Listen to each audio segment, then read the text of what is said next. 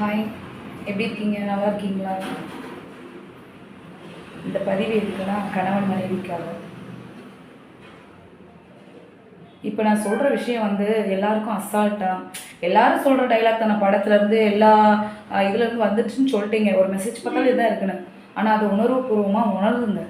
First ஒரு பொண்ணு ஒரு வீட்டில் சின்ன வயசுலேருந்து வளர்ந்த அம்மா அப்பா, அதுக்கப்புறம் அண்ணன் தம்பி, அக்கா தங்கச்சின்னு எல்லா உறவுகளையும் விட்டுட்டு யாருக்காக அவ்வளோ வரையும் விட்டுட்டு வர்றது? யாருக்காக? எல்லார் வீட்லேயும் நடக்கிறது தான். ஆனால் எல்லார் வீட்லேயும் 100 பொண்ணு கிடையாது. ஒரு பொண்ணு 2 பொண்ணு தானே இப்போ உள்ள டைம்லாம். பெற்றவங்களுக்கு எப்படின்னு கிடையாது. ஆனால் அந்த பொண்ணுக்கு எவ்வளோ பெரிய வலி. ஒரு தடவை தாங்க எல்லாமே பிரிஞ்சு வரதெல்லாம். அவ்வளோ வரையும் விட்டுட்டு உங்களுக்காக அந்த பொண்ணு வருது. அந்த பொண்ணை உங்கள் வீட்டில் எல்லாரையும் நீங்கள் விட்டுட்டு வாங்க அப்படின்னு சொல்கிறத விட அவங்களுக்கு முன்னாடி விட்டு கொடுக்காம பேசுங்க. அதுதான் ரொம்ப முக்கியம். சரியா? அசால்ட்டாக விட்டு கொடுத்து பேசுகிறது, எங்கள் அம்மாவை நல்லா பார்த்துக்கிடுறீங்க, இதெல்லாம் ஒரு பொண்ணுக்கிட்ட யாரும் சொல்ல வேண்டாம். முதல்ல அவங்க அம்மா அப்பா உங்கள்கிட்ட இருக்கிற மாதிரி அந்த பொண்ணுகிட்ட நடந்தாலே ஆட்டோமேட்டிக்காகவே வீட்டில் எந்த பிரச்சனையும் வராது.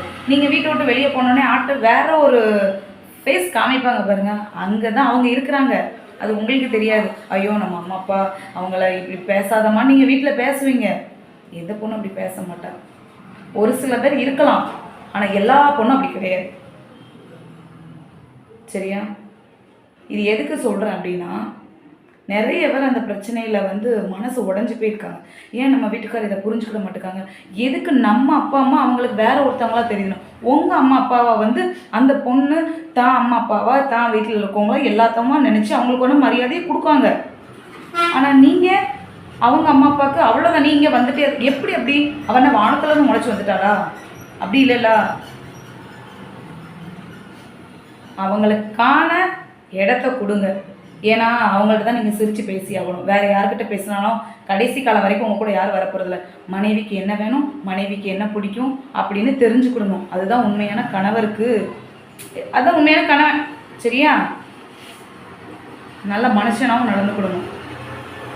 என் வீட்டுக்காரங்கள்ட்ட மட்டும் நல்லபடியா இரு, உங்கள் வீட்டுக்காரங்கள்ட்ட நான் பேச மாட்டேன், உங்கள் வீட்டுக்கு வரமாட்டேன், உங்கள் வீட்டில் நான் தங்க மாட்டேன், இது ரொம்ப தப்பு. அந்த பொண்ணு மனசில் நீங்கள் அந்த இடத்துல இல்லை, கீழே வந்துடுவீங்க. அவள் எந்த அளவுக்கு நினச்சவங்களை வந்தாலும் உங்களுடைய பிஹேவியர் எல்லாமே அவளை கீழே கொண்டு வந்துடும். நீங்கள் நினச்சா கூட அந்த இடத்துல அவளை நீங்கள் பேசுகிறதெல்லாம் நம்மளுக்கு அடங்கி போயிட்டா அப்படின்னு நீங்கள் நினைக்கலாம். அடங்குங்கிறது என்னது? பயம் கிடையாது, மரியாதை. மாமனார் மேலே இருக்கிற மரியாதைக்கு தான் அமைதியாக போகிறது. அவங்க என்ன பேசினாலும் எதிர்த்து பேச ரொம்ப நேரம் ஆகாது. ஆனால் அவங்களுக்கான மரியாதை கேட்டால் அவன் நம்மளுக்கு பயந்து இருக்கான். பயம்னா என்னங்க? ஒரு மரியாதை தான். அந்த மரியாதையை தான் எல்லாரும் பயம் பயம் பயம்னு சொல்கிறோம். பயத்தில் நிறைய விதங்கள் இருக்குது. வீட்டில் இருக்கவங்களை பற்றி யாரும் பயப்பட தேவையில்லை. அவங்களுக்கு மரியாதை கொடுத்தாலே போதும். சரியா? ஸோ அதனால் நீங்கள் உங்கள் அம்மா அப்பாவை விட்டுலாம் கொடுக்க வேண்டாம். அந்த பொண்ணை அவங்க முன்னாடி விட்டு கொடுக்காம பேசினாலே போதும். ஒரு அம்மா அப்பா எப்படி நடந்துக்கிடணும் அப்படிங்கிறத உங்கள் அம்மா அப்பாட்ட நீங்களும் கொஞ்சம் சொல்லி கொடுங்க. சரியா? எந்த பொண்ணும் யார் வீட்டுக்கு போனாலும் கஷ்டப்படக்கூடாது. ஏன்னா கணவரை மட்டும் நம்பி போகிற பொண்ணுங்க தான் இந்த உலகத்தில் நிறைய பேர். மாமனார் மாமியாரை நம்பி போகிறதில்ல.